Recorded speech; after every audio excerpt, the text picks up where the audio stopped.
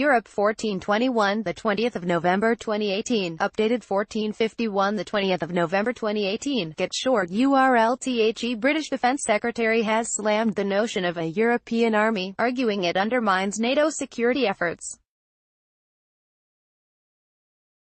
The idea, supported by French President Emmanuel Macron and German Chancellor Angela Merkel, has also been criticized by U.S. President Donald Trump, who called the plan insulting. "You can absolutely rest assured that Britain will never become part of a European army on my watch. It is an absolutely crazy idea. NATO has delivered European security for the last 70 years and we should feel very proud of it. Should we undermine that by forming a separate military force? Absolutely not. To begin discussing a new EU army is dangerous and undermines the security that NATO underwrites," Gavin Williamson said.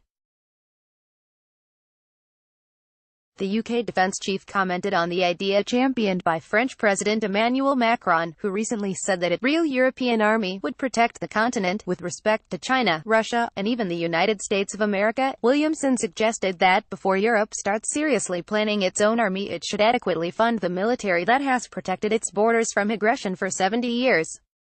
2% of GDP should not be beyond the wit of those who have accumulated great wealth through the protection of NATO, primarily under the leadership of the US and UK, he added.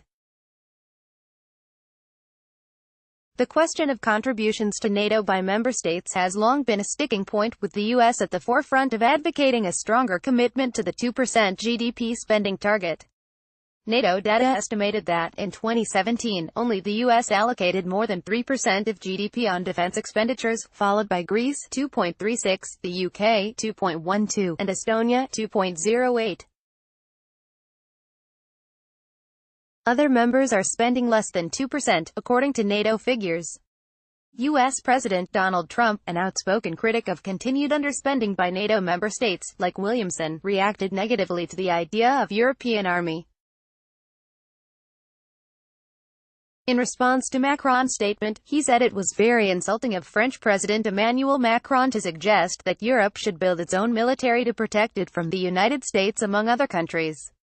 President Macron of France has just suggested that Europe build its own military in order to protect itself from the US, China and Russia. Very insulting, but perhaps Europe should first pay its fair share of NATO, which the US subsidizes greatly. Donald J.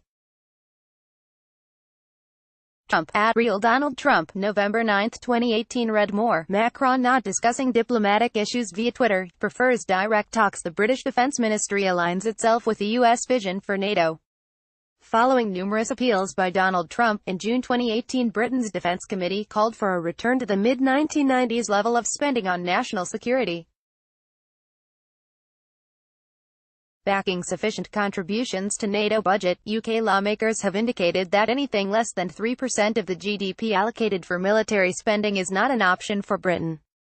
At the same time, Gavin Williamson suggested earlier in May of this year that as Britain exits the European Union in 2019, NATO will be even more important than it has been in the past.